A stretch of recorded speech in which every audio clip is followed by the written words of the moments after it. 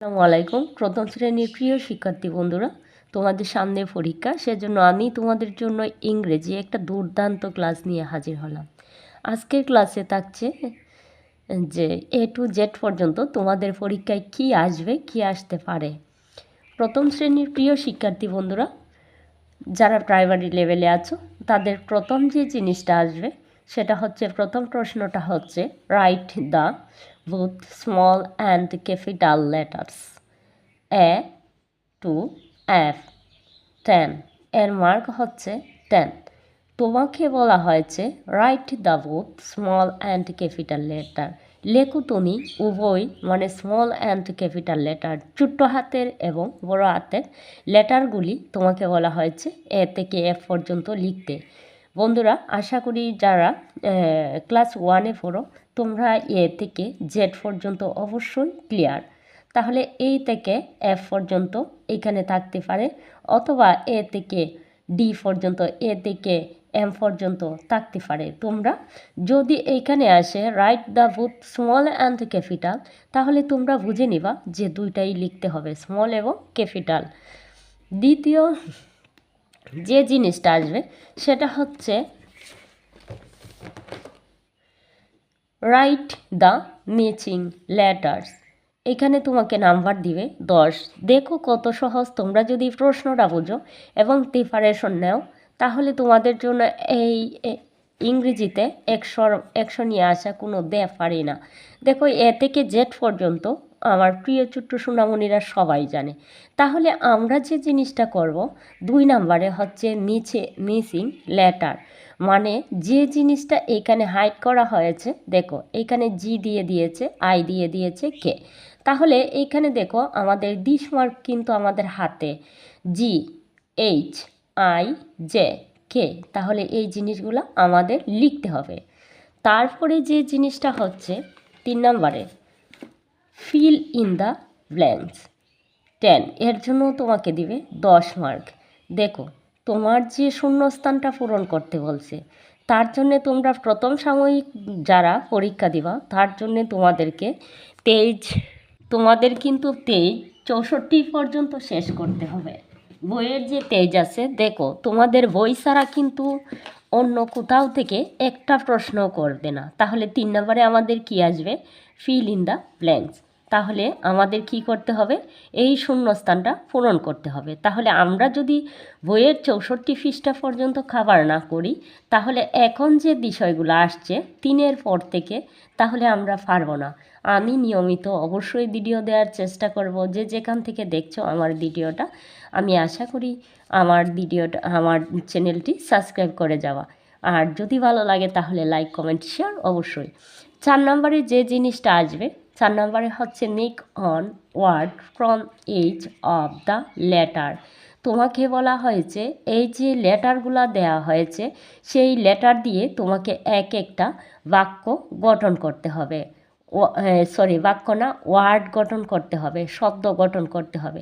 যেমন এখানে আছে এস, তাহলে এস দিয়ে সান, ইউ ফর আপ অথবা umbrella, W for water, J for jug, K for kite. তার জন্য আমাদেরকে যে জিনিসটা করতে হবে, আমি অবশ্যই তোমাদের এই ক্লাসটি নিয়ে আসবো, প্রতিটা ক্লাসই নিয়ে আসবো, কীভাবে তোমরা ফিল ইন দ্য গ্যাপস করবা, তোমরা শূন্যস্থানটা পূরণ করবা আর শব্দ গঠন করবা, সেই ক্লাসগুলো আমি অবশ্যই নিয়ে আসবো।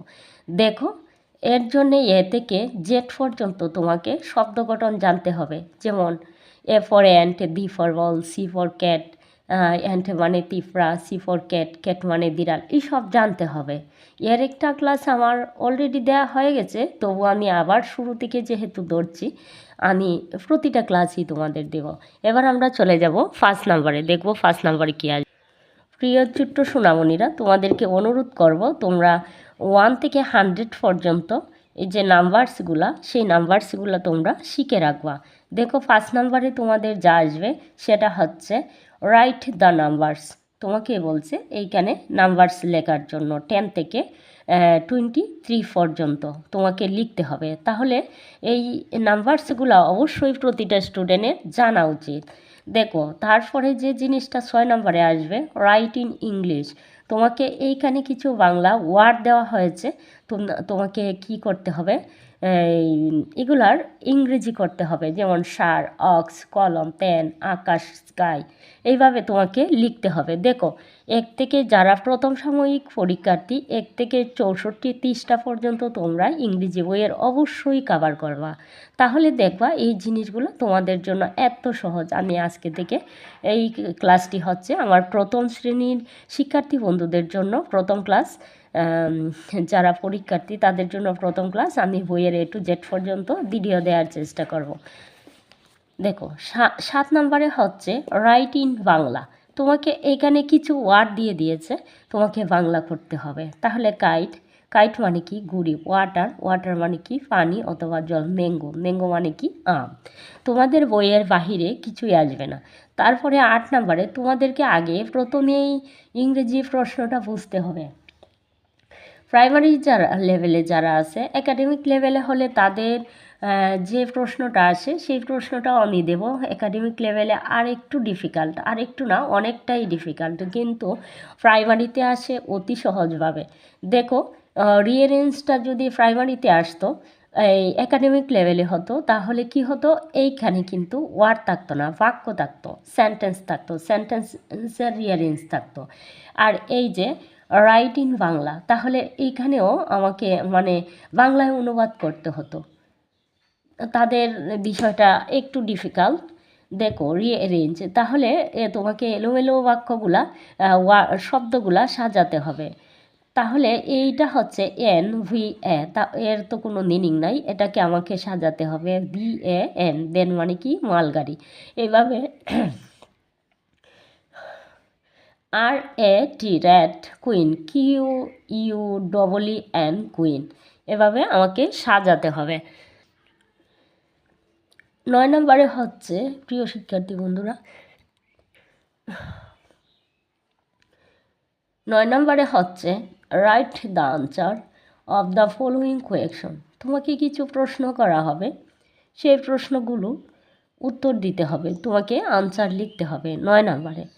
তাহলে হোয়াট ইজ ইয়োর নেম, এই ধরনের প্রশ্নই আসবে, ঠিক আছে। আমি অনেকগুলো প্রশ্ন তোমাদের জন্য 1 থেকে 64 পৃষ্ঠার ভিতরে প্রশ্ন নিয়ে হাজির হব।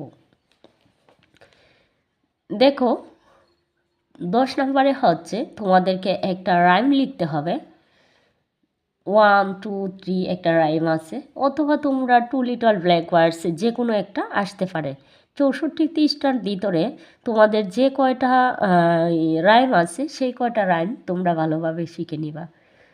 আজকে এ পর্যন্তই। সকলের মঙ্গল কামনা করে এখানেই বিদায় নিচ্ছি, আর এরই সাথে সবার সুস্থতা কামনা করছি। আল্লাহ হাফেজ।